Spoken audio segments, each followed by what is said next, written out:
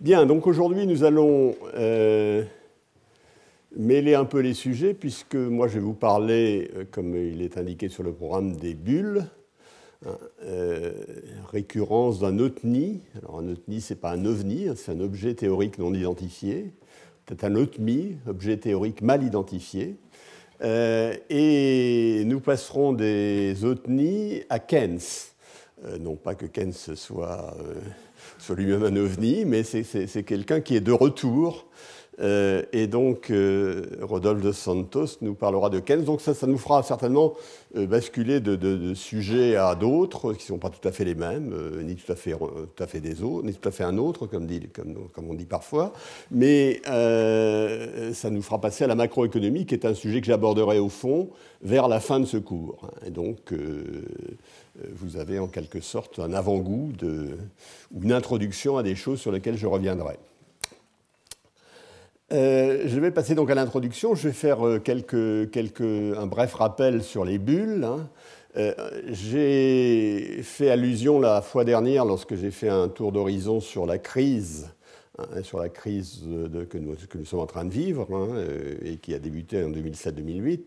J'ai fait allusion à un certain nombre de bulles, parce que les bulles, d'abord, c'est très évocateur, et ça permet de raconter des histoires qui sont bien connues, ou qui, si vous ne les connaissiez pas, vous auront sûrement intéressé. Alors, par exemple, la bulle des tulipes, la bulle des mers du Sud, vous vous souvenez sans doute, j'ai parlé aussi de la bulle de 1929, de la bulle Internet.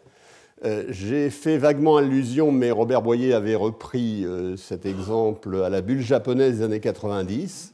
Et naturellement, on avait passé un certain temps sur les subprimes et la bulle immobilière qui a précédé la crise. Alors, dans tout ceci, vous voyez bien qu'il y a une grande variété de bulles. D'abord, il y a des bulles qui sont sur des marchés tout à fait différents, des bulles qui sont sur le marché boursier. Vous avez des bulles qui sont sur le marché immobilier. Vous avez des bulles qui commencent sur le marché immobilier et se terminent sur le marché boursier. Je dirais que c'est des bulles jointes, celle de 2007, celle qui s'est effondrée en 2007-2008 est de cette catégorie.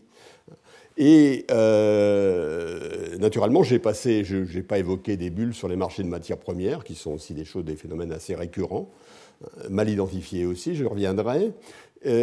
Par ailleurs, il y a évidemment beaucoup d'autres caractéristiques à ces bulles. Certaines bulles sont sans conséquences macroéconomiques. D'autres ont des conséquences macroéconomiques fortes. Donc vous voyez qu'il y a une grande variété de bulles. Alors je vais vous remontrer un certain nombre de petits diagrammes qui vous rappelleront chacune de ces bulles et vous remettront un petit peu en tête et qui vous permettront de mettre l'accent un petit peu sur la variété que je viens d'évoquer.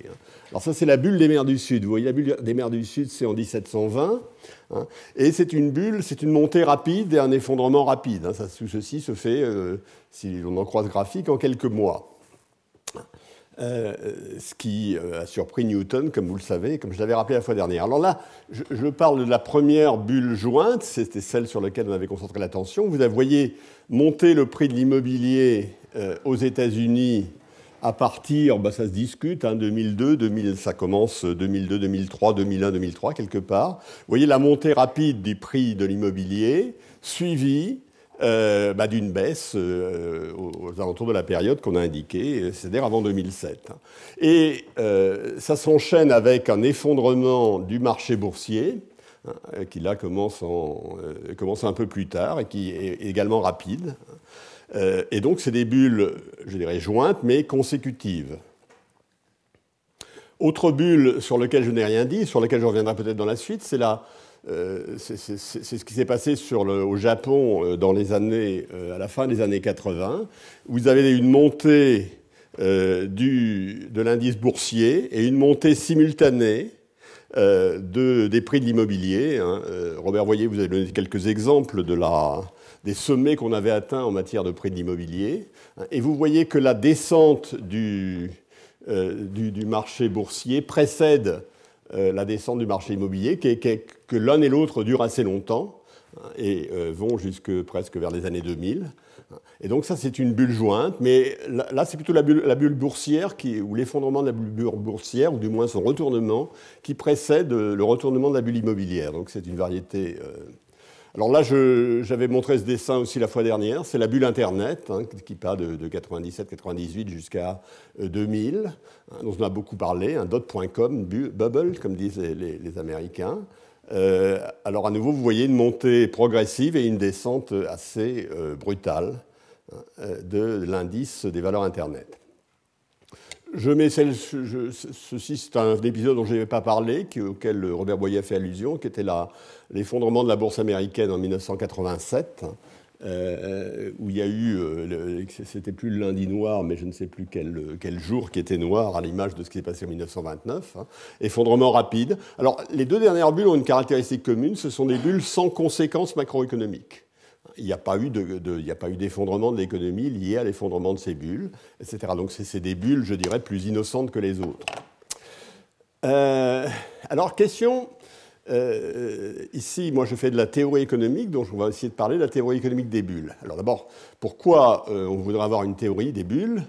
On sait que ça existe, on a plein d'histoires à raconter, hein, mais si on ne comprend pas ce qui se passe, on est évidemment désarmé sur les mesures de politique économique à prendre. Donc les économistes essaient de comprendre comment fonctionnent les bulles, hein, ils essaient de le comprendre, les économistes comme moi, en faisant des modèles, hein, pour essayer de voir si tout ça se tient bien. On va voir que ce n'est pas facile avec les bulles. C'est pour ça que j'ai parlé d'objets théoriques non identifiés. Une des raisons pour lesquelles ce n'est pas facile, je crois que vous l'avez vu peut-être immédiatement, il y a une grande variété de bulles. Hein. J'avais mis dans le diagramme précédent. Ah, je ne sais plus où c'est. J'y fais allusion un petit peu à la fin. Donc, il y a une grande variété de bulles. Et comme l'a dit Tolstoï dans un de ses romans, hein, les familles heureuses n'ont pas d'histoire ou ont toutes la même histoire. Il y a autant d'histoires que de familles malheureuses. C'est un peu la même chose. Hein. On a l'impression qu'il y a autant d'histoires qu'on devrait dire qu'il y a de bulles. Donc, ceci dit pour dire que la barre est peut-être pas facile à passer, on verra. Mais alors, on va d'abord essayer de reprendre ce qui est écrit ici. Hein. Qu'est-ce que c'est qu'une bulle ? Eh bien, c'est un gonflement. Si je cherche pas à être extraordinairement précis ou etc. C'est un gonflement non justifié du prix d'un actif. Hein. Un actif financier, un actif ça peut être une maison, etc. Alors qu'est-ce que ça veut dire non justifié ? La première chose, c'est ça, c'est la première question. Eh bien, pour les économistes, il y a plein d'essais de définition de ce que serait non justifié. En particulier, il y a un concept qui s'appelle le concept, on essaie de définir un concept particulier sur le marché boursier qui s'appellerait la valeur fondamentale. Et la valeur fondamentale décrirait en quelque sorte le prix vrai, ou le prix, une estimation du prix vrai. Ça peut être une variable aléatoire, on ne dit absolument pas qu'elle est absolument connue, que c'est déterminé, hein, du prix d'un actif. Donc, bulle, c'est prix supérieur à la valeur fondamentale. Alors, ça ne va pas nous simplifier nécessairement complètement la vie, du moins dans ce que je vais faire aujourd'hui, hein, parce que vous voyez bien que il faudrait réfléchir sur ce qu'est la valeur fondamentale. Alors, la valeur fondamentale, ce n'est pas la même chose sur le marché boursier et sur le marché immobilier. Sur le marché boursier, la valeur fondamentale, ça doit être un petit peu quelque chose qui est en quelque sorte un résumé exhaustif de ce que vous pouvez gagner dans la suite, hein, en gardant l'action. C'est-à-dire, ça doit tenir compte des dividendes qu'elle va vous procurer ou des avantages à la revente qu'elle va vous procurer, etc. Sur le marché immobilier, la valeur fondamentale, si vous habitez la maison, c'est le fait d'être dans la maison. Si vous la louez, c'est le fait de recevoir des loyers, etc. Sur le marché des matières premières, on pourrait parler là-dessus. Alors donc, la première question, c'est que ce n'est pas évident de reconnaître une bulle. Il n'est pas évident de reconnaître ce qui est une évaluation non justifiée, un gonflement non justifié, de ce qui est quelque chose qui correspond à une bonne nouvelle par rapport à une mauvaise nouvelle. Alors, malgré tout, il y a des indices. Hein. Quels sont ces indices ? Sur le marché boursier, vous regardez le prix de l'action et vous regardez le dividende. Il est plus malin de regarder le prix de l'action et le bénéfice par action de l'entreprise que vous êtes en train de considérer. Ça s'appelle Price-Earning Ratio. C'est un indicateur assez standard en matière d'évaluation des marchés boursiers. Pour le marché immobilier, vous comparez le prix de la maison avec le loyer que vous pouvez en tirer. Alors, on regarde par exemple de ce critère, la bulle immobilière qui a précédé les subprimes était clairement une bulle. C'est-à-dire qu'il y avait le prix n'était pas en relation. Mais quand je dis c'est clairement, malgré tout, il n'y a rien qui soit absolument probant. Il se peut que les loyers augmentent beaucoup dans la suite, il se peut qu'il y ait des effets d'avance, il se peut que les dividendes ou les bénéfices augmentent dans la suite. En particulier dans la bulle Internet, il est évident que la croyance initiale est celle d'une croissance des bénéfices. Donc, et j'ai cité Tolstoï avec un petit peu d'avance, mais c'est toujours pertinent. Alors, je vais faire donc quelques remarques de base. Hein. Je l'ai dit, il faut distinguer ce qui est bulle et ce qui est information, et ce qui est bonne nouvelle. Ça, c'est la première chose, c'est la difficulté, c'est à laquelle j'ai fait allusion. Et si on veut faire une bulle, il faut modéliser certainement trois choses. Il faut mettre l'accent sur trois aspects. Les comportements des agents économiques qui sont impliqués dans cette affaire. Il faut mettre en évidence aussi l'information qu'ils reçoivent, l'origine de cette information, la manière dont elle est partagée, la manière dont elle est disséminée. Ça, c'est tout à fait clair, ça va être important. Et le troisièmement, il faut expliquer les croyances des agents dans ces périodes. Tout ça, qu'il s'agisse d'informations, comportements, croyances, il y a une manière standard dans la théorie économique contemporaine de traiter ces affaires. Hein, c'est ce que je dirais, c'est la manière du modèle canonique. Et donc la première question que je vais me poser, est-ce qu'on peut trouver des bulles dans le modèle canonique? Alors par modèle canonique, je prends le modèle de fonctionnement de l'économie qui est un petit peu standard dans beaucoup de secteurs, qui a ses mérites et ses défauts, et qui est fondé sur au croisement dans lequel on cumule trois types d'hypothèses. La première, c'est que les agents sont rationnels. C'est l'hypothèse de l'homo economicus. Alors on pourrait discuter très longuement sur l'homo economicus. C'est évident qu'il y a un argument pour penser que les agents ne sont pas aussi rationnels que ça. Hein. Solow disait l'économie est le secteur où il est socialement accepté de poursuivre son propre intérêt. Donc il le définissait comme socialement défini. Donc les agents sont rationnels, c'est une première hypothèse qu'on fait.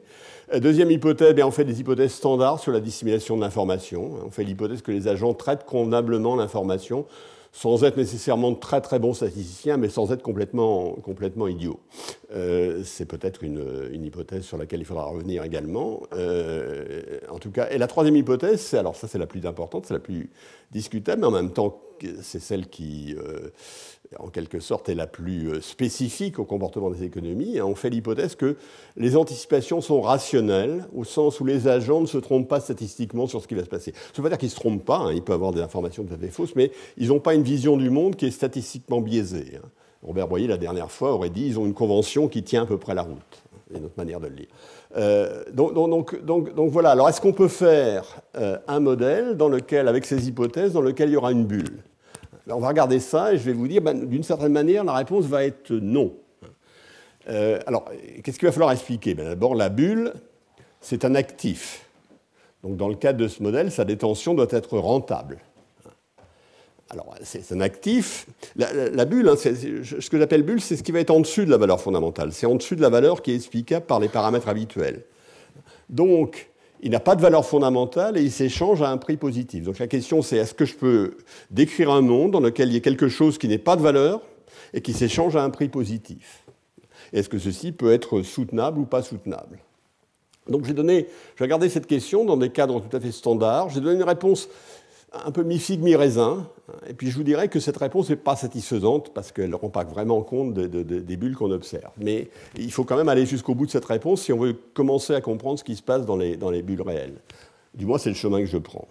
Donc on va regarder, d'abord on va regarder un monde dans lequel l'horizon serait fini. Alors, donc, quelle théorie pour les bulles? Y a-t-il des bulles sur l'hypothèse canonique? Donc j'ai dit... je vais mettre dans un monde où il y a un horizon fini. Et puis je vais prendre un cas où il y a une bulle, il y a un actif qui n'a pas de valeur fondamentale, ou si vous voulez, c'est le prix d'un actif est supérieur à sa valeur fondamentale, c'est la même chose. Hein. Et cet actif a un chemin de prix qui est déterminé. Je ne mets pas d'incertitude pour l'instant. Le mettre de l'incertitude ne va pas changer grand-chose à mon affaire, mais j'en mets pas. Et je fais l'hypothèse, puisque c'est déterministe, c'est peut-être l'anticipation rationnelle, ça veut dire que c'est parfaitement anticipé par les agents. Il y a prévision parfaite. Par ailleurs, je vais supposer qu'il existe un actif qui n'est pas risqué, hein, les bons du Trésor, par exemple, qui donne un taux d'intérêt petit r donné. Dans ce monde-là, si je veux essayer de répondre, peut-il exister une bulle déterministe? Je vais revenir sur stochastique tout à l'heure. Eh bien, la valeur de la bulle déterministe, elle doit croître comme le taux d'intérêt. Si je détiens la bulle aujourd'hui, il faut que le taux de rendement sur cette bulle soit la même que celle de l'actif sans risque. Donc la bulle doit croître autant que le taux d'intérêt. Alors si elle est stochastique, elle doit croître plus vite que le taux d'intérêt, parce qu'il y a des effets de risque, il y a une chance qu'elle s'effondre. Mais pour l'instant, elle doit croître comme le taux d'intérêt. Mais malheureusement, comme on est dans un monde qui est fini, il y a une fin du monde un jour, pas très loin, donc à la dernière période, plus personne n'a besoin de cette bulle, puisqu'on ne la détient que parce qu'elle vous donne de l'argent la fois suivante. Donc en dernière période, elle aura un prix zéro. Mais si elle a un prix zéro en dernière période, elle aura un prix zéro en avant-dernière période, puisque les agents qui sont en dernière période savent qu'elle aura un prix zéro, qui sont en avant-dernière période, etc. Et donc par raisonnement d'induction vers l'arrière, la bulle a un prix nul. Donc c'est un petit peu décevant, on est un petit peu embêté. Et le problème, c'est que non seulement la bulle est un prix nul, ça c'est un fait, mais non seulement c'est l'équilibre, l'équilibre tel qu'on définit les économistes, où on essaie d'avoir un équilibre de prix parfait, le prix ne peut être que nul. Mais c'est beaucoup plus fort que ça. C'est-à-dire, dans ce monde-là, si les gens savent que le monde va s'arrêter, s'ils comprennent comment il fonctionne, et si ceci est connaissance commune, alors il est connaissance commune que le prix sera nul. C'est-à-dire, non seulement le prix sera nul à l'équilibre, mais chacun sait que le prix sera nul, chacun sait que le prix sera nul, chacun sait que chacun sait que le prix sera nul. Donc cette nullité est ancrée en quelque sorte, quelque chose dont on ne peut pas sortir. Alors, connaissance commune, c'est quelque chose dont je parlerai. Je reviendrai sur cette idée, parce que c'est une idée forte. C'est une idée qui, évidemment, dépasse beaucoup l'économie. Si un animal qui miaule et qui a des oreilles, je l'appelle un chat, c'est parce qu'il est connaissance commune que c'est un chat, que ça s'appelle un chat. Si je l'appelais un chat et que je ne savais pas que vous l'appeliez un chat, je n'utiliserais pas ce mot. Si je l'appelais un chat, que je savais que vous l'appeliez un chat, mais que je ne savais pas que vous sachiez que je l'appelle un chat, je ne l'appellerais pas un chat. Et ainsi de suite. C'est-à-dire que pour que le mot soit établi, il faut qu'il y ait connaissance commune de la chose. Donc c'est un peu comme la bulle. Alors si la bulle était stochastique, je ne vais pas reprendre le raisonnement, mais grosso modo, s'il y a une fin du monde, ça ne change pas l'affaire.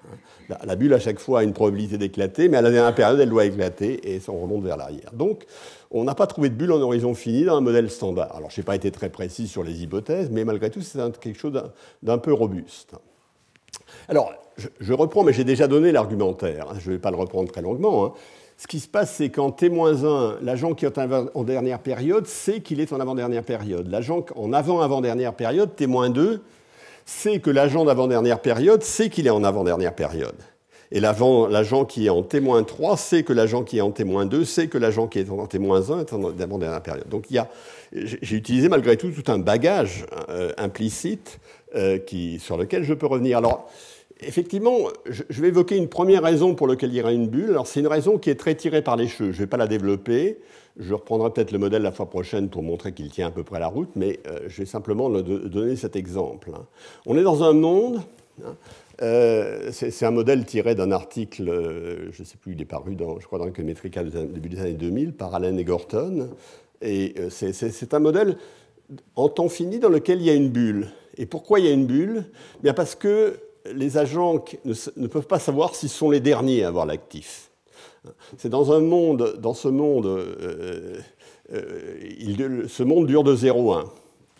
Et il y a quelqu'un qui a l'actif à la période 0. Je dis, tout le monde naît à la période 0 en quelque sorte. Il y a quelqu'un qui a l'actif. Et la question de savoir, c'est s'il... Alors cet actif, il a une valeur fondamentale 0 pour avoir une pure bulle, mais ça peut être 1, ça peut être n'importe quoi. Je vais essayer de faire soutenir une bulle. Et puis, l'agent qui a l'actif à la période 0 meurt à la période T2-1. Meurt, ça veut dire qu'il a besoin de se débarrasser de l'actif. Et il apprend qu'il a besoin de se débarrasser de l'actif epsilon avant qu'il le sache vraiment, avant qu'il ait à le faire, et il le fait immédiatement. Et à ce moment-là, il va automatiquement, alors l'histoire est un petit peu tangente, il va nécessairement vers l'agent 2. Alors l'agent 2, lui, il va mourir à 1/3 de l'époque au moment où il a reçu l'actif, où le premier donc a eu besoin de lui vendre, et la fin qui est 0,1. C'est-à-dire qu'en fait, il va mourir, il aura besoin de l'actif à 1/3 plus 2/3 de T2-1, où T2-1 est le temps auquel le premier a reçu l'actif. Et puis, eh ben, à ce moment-là, il y a un agent 3. Alors, l'agent 3, lui,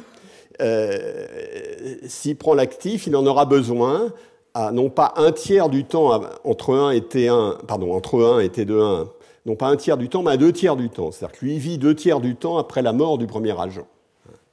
Mais le problème, c'est que les agents ne savent pas s'ils sont les agents 2 ou 3. Et en fait, dans ce monde où l'agent 1 peut mourir, entre guillemets, avoir besoin de son argent à n'importe quel moment, de façon, je vais prendre une densité uniforme, uniforme entre le temps. Donc la probabilité que l'agent 1 meure entre t et t plus dt, c'est dt. Maintenant, si vous recevez une proposition d'un agent pour vous transmettre l'actif, à un moment donné, ça peut venir, soit si c'est entre t égale 0 et 1 tiers, ça vient certainement de l'agent 1. Donc vous êtes certainement l'agent 2, vous avez intérêt à accepter, enfin, si le prix de l'actif va continuer à monter. Si c'est après 1 tiers, alors ça peut venir de l'agent 1, probabilité dt, c'est-à-dire il peut mourir à ce moment-là juste, etc.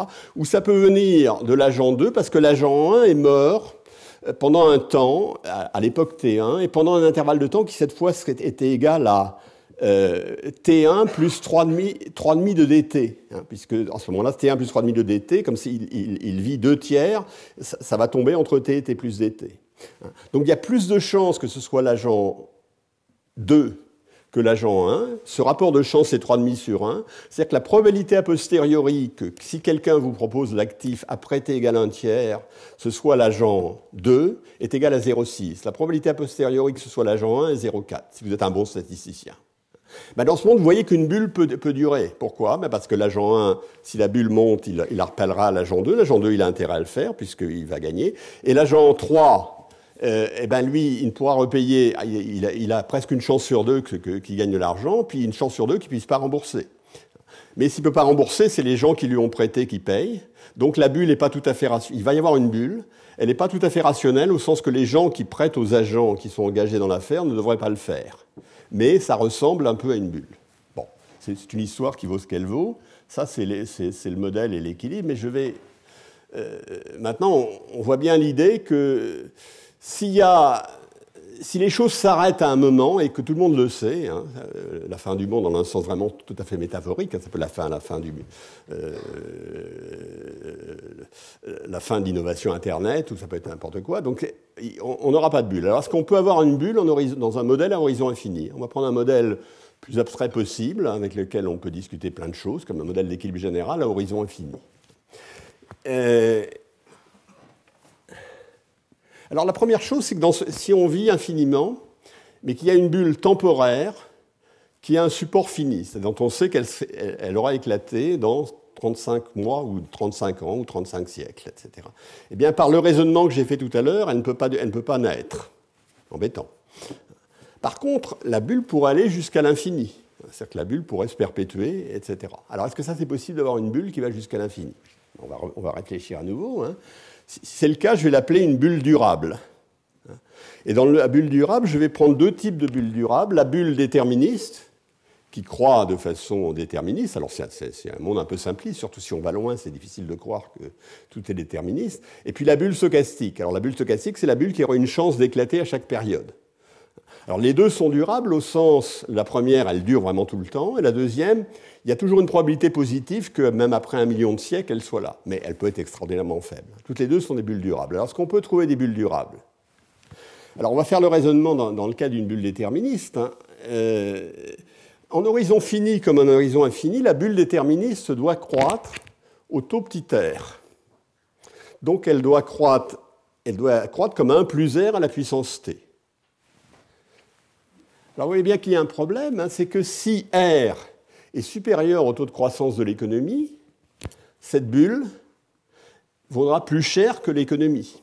Donc, elle ne pourra pas durer. Donc, si le taux de croissance de l'économie est inférieur au taux d'intérêt de l'actif sans risque, eh bien, il ne peut pas y avoir de bulle, elle va nécessairement s'effondrer. Donc, il n'y a pas de bulle à horizon infini déterministe. C'est la même chose pour les bulles stochastiques, le raisonnement est un petit peu plus compliqué, mais c'est la même chose.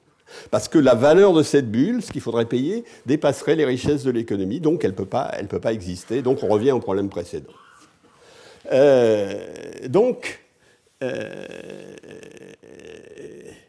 Les bulles n'existent pas, si vous en croyez mon raisonnement jusqu'à maintenant. Ce n'est pas des objets théoriques non identifiés, c'est des objets théoriques non existants.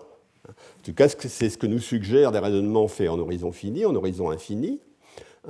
Pas de bulle temporaire et non pas de bulle durable, stochastique ou déterministe.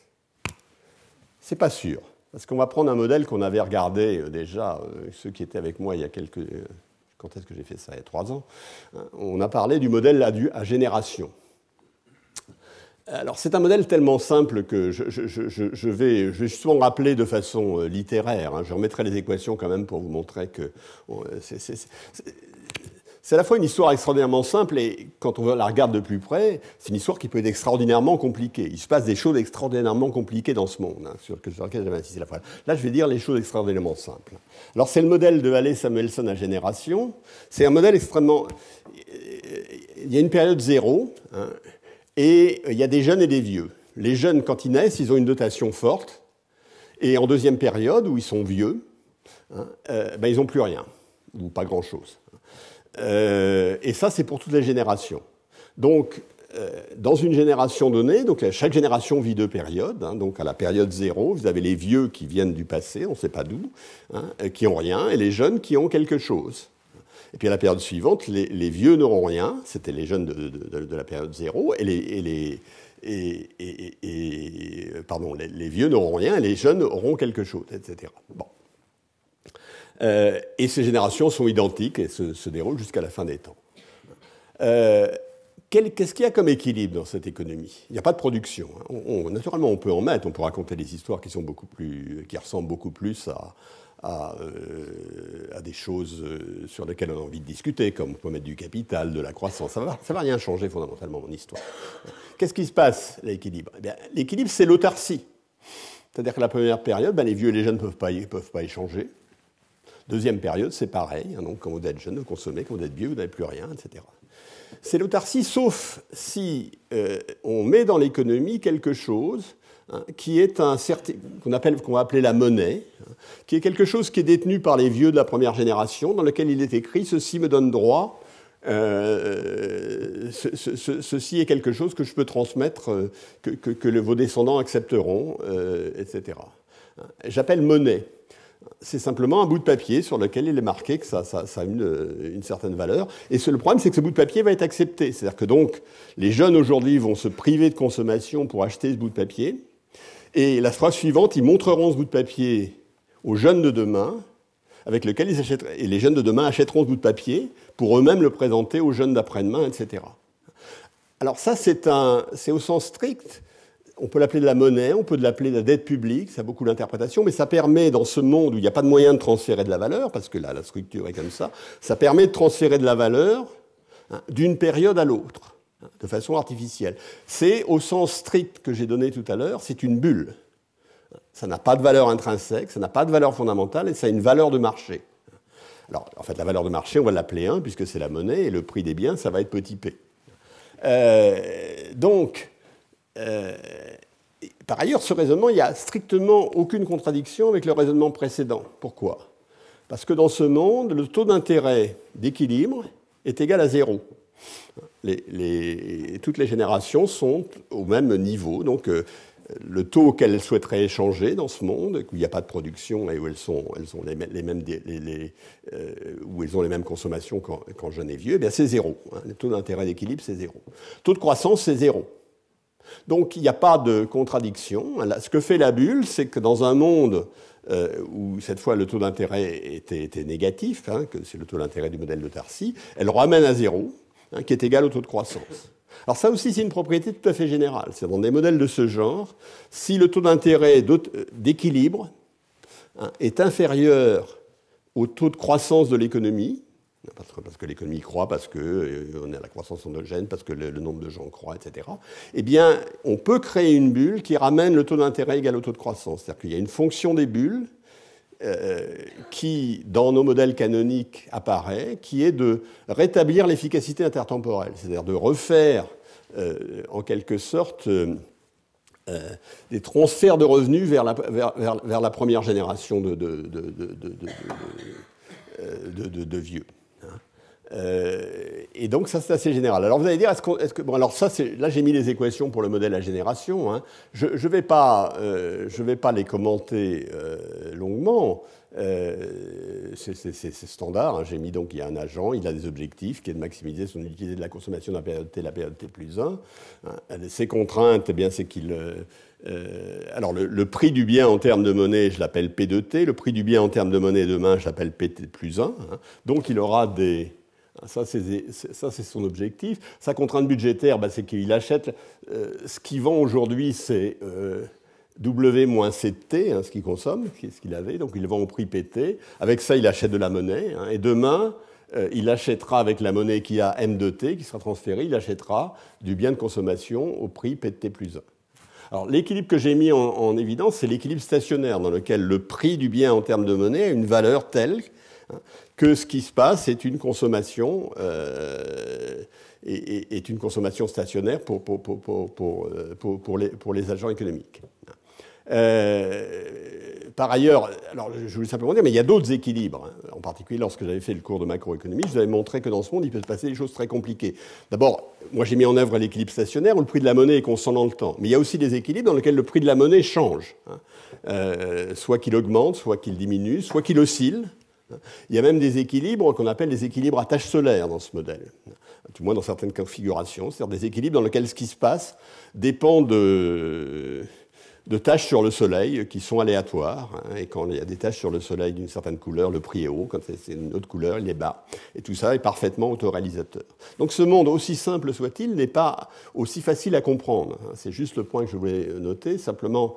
Parce que c'est un point général. Hein, les problèmes du monde social, du monde économique, ne sont pas des problèmes simples. Donc le monde économique que j'ai décrit ici, c'est un monde élémentaire. Mais même ce monde élémentaire n'est pas si facile que ça à comprendre. Et c'est pour ça que certaines personnes comme moi pensent qu'on est obligé de sceller de mathématiques si on veut essayer de le comprendre dès qu'il devient un peu compliqué. Mais même quand il est simple, ce n'est pas toujours le cas.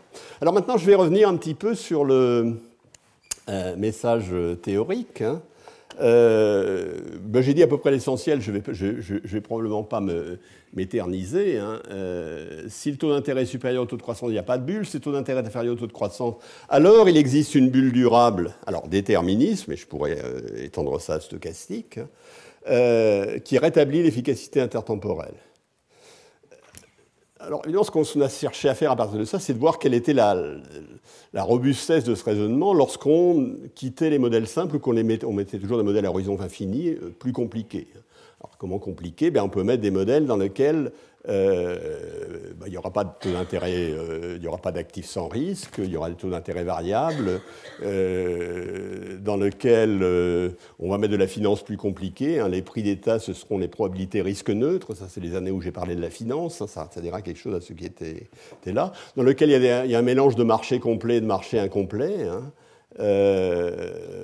Et s'il y a des marchés incomplets, les prix d'État sont des prix individualisés. Le marché n'égalise pas les taux de substitution entre biens et État et les agents, donc ça devient beaucoup plus compliqué. Hein, mais ce qu'on trouve dans ces modèles, alors c'est nettement plus sophistiqué et nettement plus technique, c'est que pour qu'il y ait une bulle, il y a une condition nécessaire pour avoir la bulle qui est la suivante et qui englobe tout ce que j'ai dit dans les deux cas très simples. La condition nécessaire, c'est que vous regardez l'équilibre intertemporel jusqu'à l'infini, autant de prix, autant d'états de la nature que vous voulez, ça peut être très compliqué. Vous regardez les valeurs actualisées, les prix actualisés à l'époque zéro dans cet équilibre. Il y a des prix actualisés, ils ne sont pas les mêmes pour tout le monde, hein, parce qu'on est dans un monde de marché incomplet. Vous regardez le budget de chaque État, de chacun mesuré avec ses prix actualisés, et vous faites la somme sur tous les agents. Si vous trouvez l'infini, alors vous pouvez trouver une bulle. Si vous trouvez moins de l'infini, vous ne pouvez pas trouver une bulle. Ça généralise mon critère précédent. Hein. Ce qui se passait dans le critère précédent, c'est que dans mes agents, quand il y en a une infinité, hein, chacun a un budget fini en valeur actualisée, hein, mais la somme des budgets, dans le modèle OLG très simple, c'est à l'infini. C'est dans le cas où je pouvais trouver une bulle. Donc, voilà. Donc on peut faire une théorie plus générale, mais qui est assez... Alors, avant que j'aille dans d'autres directions pour regarder une bulle, il y a quand même j'ai été très, très simpliste sur l'information. Je vous ai montré des exemples dans lesquels on était déterministe, on était stochastique éventuellement, mais j'ai vraiment absolument pas mis l'accent sur l'information des agents. Or, il y a une explication, vous pourriez dire. Si vous avez des agents mieux informés que d'autres, alors est-ce qu'il pourrait pas se passer la chose suivante? Il y a une information asymétrique. Il y a des gens qui ont une bonne information et des gens qui ont une mauvaise information. Alors pourquoi la bulle ne pourrait-elle pas naître du fait que les gens qui ont une mauvaise information acceptent de commercer avec les gens qui ont une bonne information et se fassent roubler? On va revenir un petit peu sur cet argument. Alors, à nouveau, dans le modèle canonique, si vous ajoutez une hypothèse qui est parfois une hypothèse canonique, c'est-à-dire que quelque part, il y a un a priori commun, c'est-à-dire si vous n'avez pas l'information, vous savez qu'il y a un a priori, vous savez que quelqu'un observe tous les événements et que vous n'observez que 1 sur 2. Enfin, vous êtes capable de dire s'ils sont à gauche ou à droite, mais absolument pas de savoir où ils sont sur le truc. Mais si vous savez que l'information qu'a l'autre vient de à la même source que la vôtre, même si vous observez moins bien, alors vous n'accepterez pas de commercer avec quelqu'un qui veut commercer avec vous. C'est le théorème du no-trade. Alors, ce n'est pas nécessairement un théorème très réaliste, mais c'est quelque chose que l'on trouve dès lors qu'on veut réfléchir à fond à ces questions. Donc, je vois sur l'information, on ne va pas aller très loin. Ce qu'on pourrait faire, c'est trouver des exemples où le prix de l'actif est, par exemple, supérieur à la moyenne de ce que les gens pensent, compte tenu de leur information. On peut trouver des cas où le prix de l'actif est plus influencé par les informations publiques que par les informations privées. Mais est-ce que ça, ce sont des bulles au sens que j'ai dit tout à l'heure? Probablement pas. Donc, moralité, les conclusions théoriques, c'est que soit il y a des bulles durables, s'il n'y a pas de bulles durables, ça c'est ce que j'ai dit tout à l'heure, il n'y a pas de bulles du tout, sauf les bémols que je viens de mettre, ou soit il y a des bulles durables, mais elles sont dans le cadre du modèle à génération que j'ai dit tout à l'heure, et je dis que les bulles durables, telles que la dernière que j'ai mise ici, sont peu plausibles empiriquement.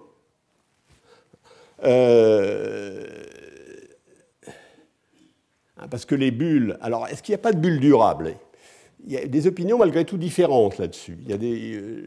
On lit parfois des choses qui vous disent que ce qui se passe sur le marché de l'art ressemble à une bulle durable. Pourquoi? Parce qu'il y a toute une série d'œuvres d'art qui sont maintenues dans les coffres-forts, donc la valeur fondamentale ne semble pas claire, et dont malgré tout le prix s'accroît, etc. Et il y a eu des arguments dans la littérature pour dire que ça ressemblait à des bulles de notre modèle théorique. J'y crois pas. Les bulles qu'on observe sont des bulles récurrentes mais temporaires. C'est le cas pour toutes les bulles. Et on ne peut pas les interpréter comme des bulles stochastiques au sens de la théorie. Donc notre première investigation, c'est que, avec notre théorie, on n'a pas trouvé comment expliquer les bulles. Malgré tout, ça nous laisse toute une série de pistes. Mais c'est quand même intéressant de savoir qu'on n'a pas réussi à l'expliquer, parce qu'en essayant de l'expliquer, en ayant vu qu'on n'a pas réussi à l'expliquer, on a quand même compris pas mal de choses sur la manière dont ça fonctionne. Du moins, il faut espérer. Donc on va essayer d'aller un peu plus loin.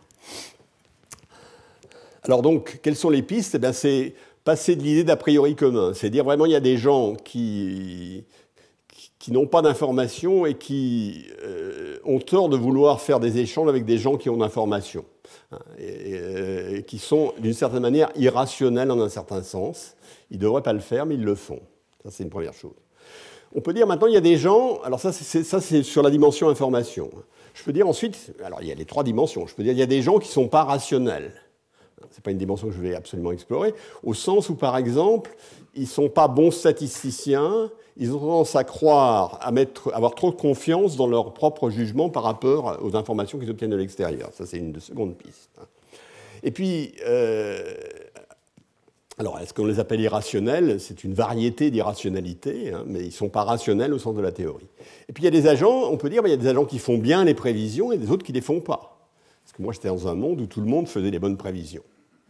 Donc ça fait un petit peu les 3 pistes, donc je vais commencer à les explorer. Et je vais les explorer donc en restant au plus près des hypothèses du modèle canonique. Et donc là, en étant plus près du modèle canonique, je vais regarder, le premier exemple que je vais regarder, c'est que la bulle est comprise. Donc, il y a 2 catégories d'agents. Il y a des agents qui sont intelligents, je ne sais pas comment les caractériser. Je ne dirais pas, ils sont rationnels certainement, mais on va voir en quel sens, et non par des agents irrationnels. on va mettre en évidence ce qu'on appelle l'effet Soros. Alors, c'est quoi les effets Soros? Les effets Soros, ça va être lié à ce qu'il y a, une partie des investisseurs vont être des suivistes. Dans le positive feedback traders. Ils réagissent, ils s'en tiennent au feedback et ils réagissent de façon positive au feedback. Et donc, c'est la stratégie qui était prêtée à George Soros quand il a gagné beaucoup d'argent sur un certain nombre de marchés, en particulier d'attaques de monnaie. Alors, sa stratégie, c'est de parier non pas sur les fondamentaux, mais sur le comportement futur de la foule.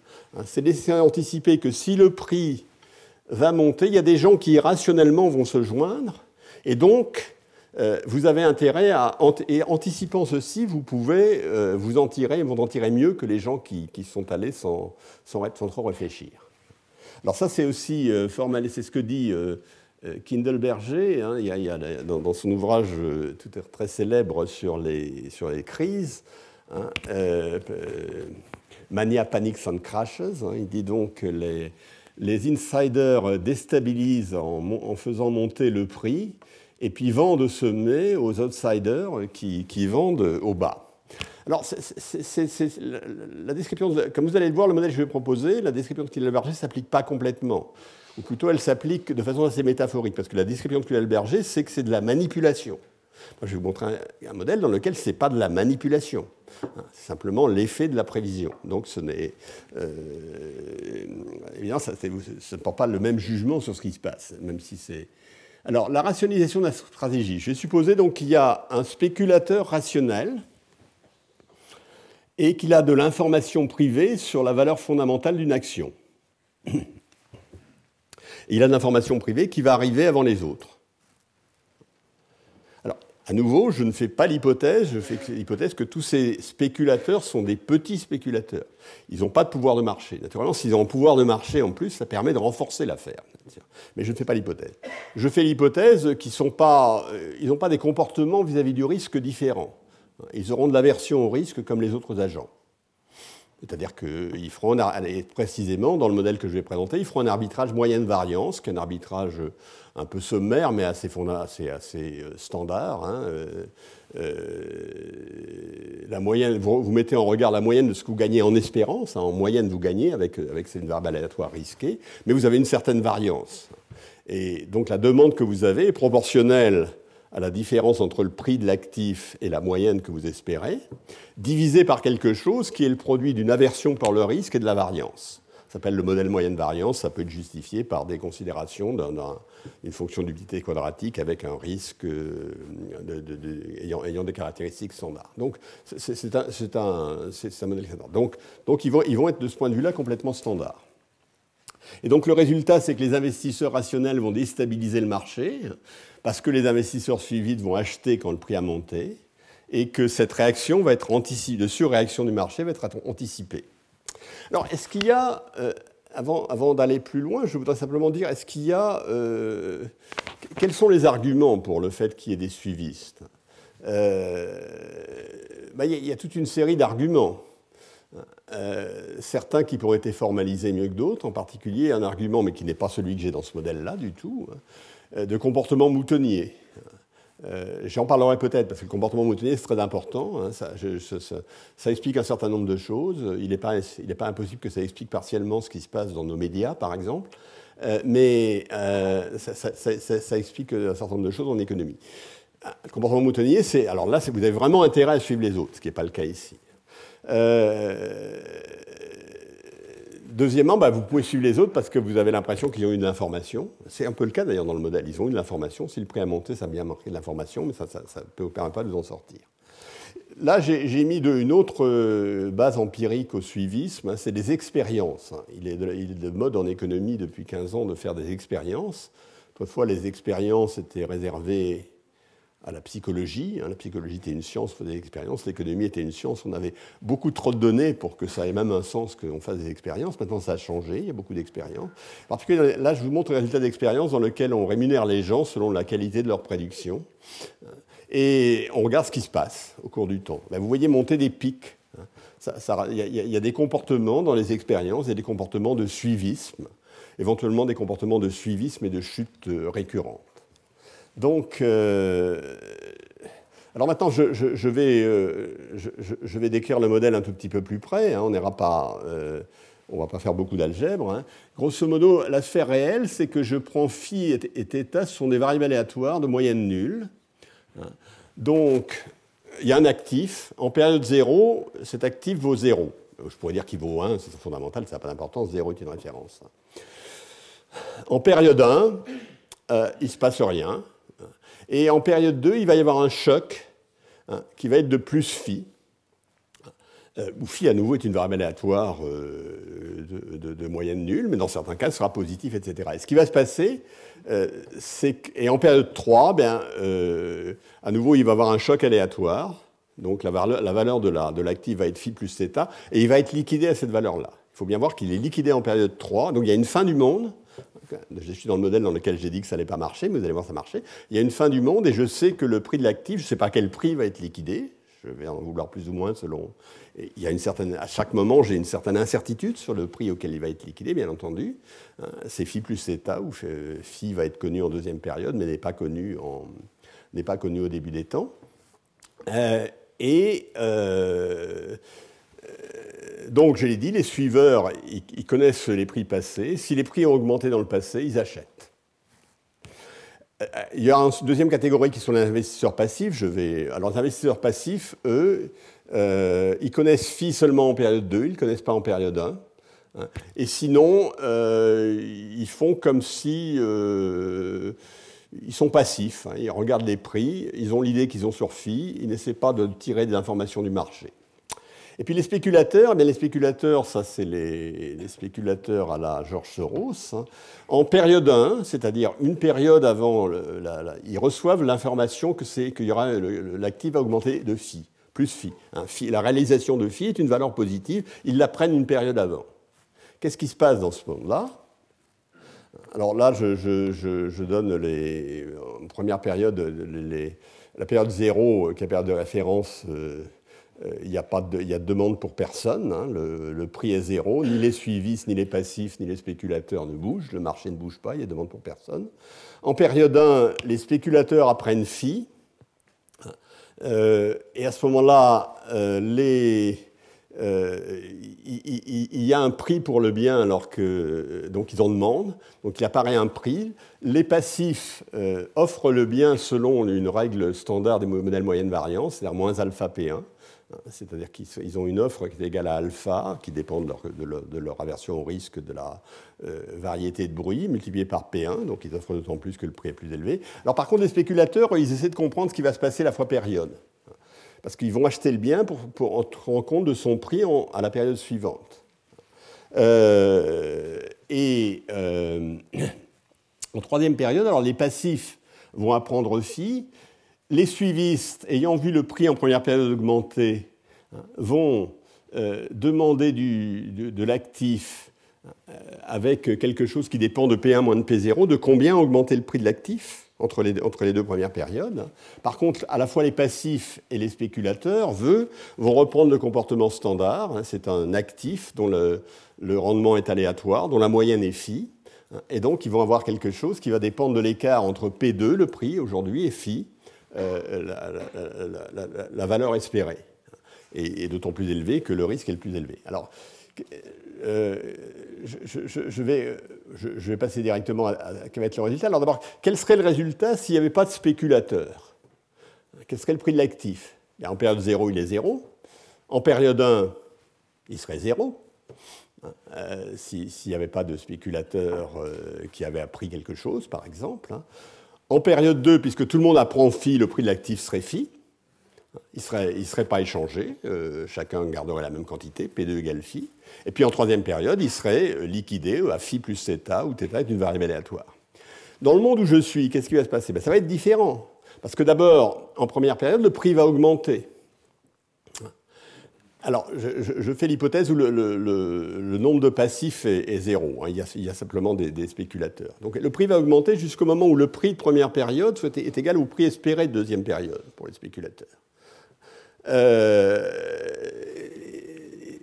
Et donc, l'équilibre d'anticipation rationnelle de prévision parfaite, c'est quelque chose dans lequel le prix de première période et le prix de deuxième période sont égaux à une certaine valeur, et qui soit tel que ça... Alors, pourquoi il faut que ce soit autoréalisateur?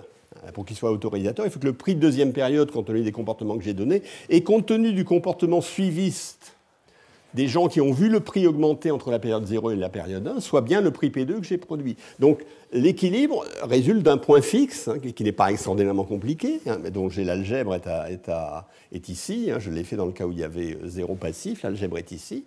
Hein, et vous voyez évidemment que ce prix est plus élevé que le prix phi. Pourquoi? Parce qu'il incorpore le fait que la montée du prix en période 1 va être suivie d'une demande accentuée des suivistes en période 2, et donc elle va avoir un prix d'équilibre de période 2 qui va être plus élevé. Alors naturellement, qui va faire du bénéfice? Ça va être bien entendu ceux qui ont acheté initialement, qui ont eu l'information initiale, et parce que évidemment le prix ici P2 va être supérieur à phi, donc eux ils vont vendre. Ce qui va se passer ici, c'est que les spéculateurs vont vendre et les autres vont acheter. On est dans un monde qui a anticipation rationnelle, qui a prévision parfaite, et dans lequel il y a quelque chose qui ressemble à une bulle qui s'effondre. Alors qu'est-ce qui se... Donc la morale de l'histoire, c'est que les suiveurs ne sont pas rationnels. Ils ne sont pas rationnels et ils n'ont pas de vision prospective. Ils ne comprennent pas le monde. Ils sont suiveurs au sens qu'on a vu tout à l'heure. Alors les passifs, je vais passer là-dessus parce que je n'ai pas besoin des passifs en fait pour raconter ces histoires. J'aurais dû la raconter sans les passifs. Les passifs sont pas sophistiqués. Pourquoi? Parce que s'ils étaient sophistiqués au sens où j'ai dit tout à l'heure, où j'ai dit quand on a de l'information et que les gens la traitent de façon sophistiquée, alors ce qui va se passer est beaucoup plus compliqué, on sait beaucoup moins. S'ils étaient sophistiqués, ils comprendraient que le fait que le prix monte en période 1 reflète de l'information obtenue par les agents qui sont informés en période 1. S'ils savaient que les autres peuvent être informés en période 1, ils interpréteraient la montée des prix en période 1 comme une nouvelle. Et donc ils changeraient tout à fait leur comportement. Donc ils sont relativement peu sophistiqués. Alors les spéculateurs, de quoi ils bénéficient? D'une part de leur information supérieure, il faut bien voir que c'est eux qui ont l'information les premiers, hein. Ils ne sont pas absolument, et de leur prévision supérieure. Mais leur prévision supérieure conduit à, en quelque sorte, multiplier le gain de leur information. Puisque, comme ils comprennent que le fait que le prix va monter va le faire encore plus monter, hein, leur comportement conduit à valider cette amélioration de leur situation, d'une certaine manière. Et ce n'est pas de la manipulation, ils ont simplement des prévisions parfaites, ils ont des anticipations rationnelles au sens de la théorie. Alors, est-ce qu'on devrait croire... Alors, donc, quels sont les phénomènes derrière? Oui, je viens de le dire ici. Hein. Quels sont les phénomènes derrière? Ceci n'est pas... C'est un modèle de bulle qui a une certaine pertinence, qui semble rendre compte de choses qui se passent. En particulier, on l'a attribué à des attaques spéculatives faites par George Soros, mais à des choses qui se passent, en tout cas, en cas de certaines attaques spéculatives. On a des épisodes où ce qui se passe ressemble un peu à ça. Et on voit bien la mécanique est extraordinairement simple. Alors naturellement, on a enlevé la rationalité des agents, hein, et on a enlevé leur sophistication, et ceux à qui on a enlevé la rationalité, on s'est enlevé l'anticipation rationnelle. Les passifs n'ont pas d'anticipation rationnelle non plus. Donc on est sorti du cadre canonique, mais on a eu un modèle et on a un modèle dans lequel il y a quelque chose qui ressemble à une bulle. Pourquoi malgré tout ce n'est pas intéressant? Pourquoi en tout cas ça n'épuise pas notre histoire? J'ai dit comme dans Tolstoï, il y a autant d'histoires de familles malheureuses qu'il y a de familles malheureuses. C'est pareil, il y a autant d'histoires de bulles qu'il y a de bulles. Ça, c'est une histoire possible. C'est sûrement pas l'histoire qui s'est passée dans la bulle Internet, par exemple. La bulle Internet, et je vais terminer là-dessus, je vous la raconterai la fois suivante, je vous ferai un modèle qui rend ça plausible. La bulle Internet, il y avait, vers 1997, donc avant qu'elle monte, il y avait deux célèbres intervenants sur la place de Wall Street. Le premier s'appelle J.R. Je ne me rappelle plus du nom exact. Hein. Ils sont célèbres, mais pas pour moi, qui suis un peu étranger à la finance. Et le second s'appelait SD. Le premier était le patron du Tiger Hedge Fund, donc dans un de ces fonds de couverture, fonds spéculatifs, qui s'appelait Tigre, donc ça devait être assez efficace. Hein. C'était vraiment quelqu'un, c'était une star. Hein. Et en 1997, il disait à qui voulait l'entendre, enfin au début de la bulle, hein, je ne sais plus, 98, etc., il disait tout ce qu'il disait d'ensemble dans les dîners en ville. Hein. Soit dit entre nous, moi j'ai participé à des tas de dîners en ville à cette période où tout le monde disait que c'était une bulle. Mais enfin, en tout cas, lui disait, qui était le chef du Tiger Hedge Fund, disait tout ça c'est une bulle, hein, il est hors de question que je me mette dans cette affaire de fou. Le problème, c'est que, n'étant pas dans cette affaire, son hedge fund a fait moins bien que ses partenaires, et il a été obligé de fermer en fin 99, hein, par suite de mauvaises performances. À la même époque, il y avait SD, qui était le chef du Quantum Fund, hein, qui est un autre concurrent, star totalement respecté également, qui disait dans les dîners en ville, ceci est une bulle, ça n'a aucun sens. Mais il est hors de question que je n'y reste pas, je sauterai du train juste avant l'accident. Problème, il était obligé de donner sa démission en avril 2000, après que la bulle se soit effondrée, et il n'avait pas retiré ses actifs de ceci. Donc vous voyez bien, c'est une histoire qui n'est pas du tout... c'est une histoire vraie, d'une vraie bulle, hein, dans laquelle les agents ne sont absolument pas mes agents à la Soros, intelligents et comprenant le monde, alors que les autres ne comprennent pas. Hein. Ils ont compris, ils savaient que c'était une bulle, hein, et il y en a un qui n'est pas allé, l'autre qui y allait. En fait, ce qu'on verra dans le modèle qu'on fera la fois suivante, l'optimum dans ce monde, hein, je montrerai un modèle dans lequel vous êtes dans une bulle, vous savez que vous êtes dans une bulle, hein, et vous avez intérêt à y rester un certain temps. Alors, vous gagnez ou vous perdez. Mais donc les bulles, dans cette histoire, les bulles sont des choses dont la stabilité est beaucoup plus forte que ne le suggèrent tous nos raisonnements amont. Mais naturellement, pour ça, il a fallu sortir un petit peu des hypothèses canoniques. Est-ce qu'on a fait sortir? Est-ce qu'on aurait voulu faire sortir? Est-ce qu'on raconte une histoire qu'on aime et à laquelle on croit? Ça, on le verra la fois prochaine. Pour aujourd'hui, il est 17h30.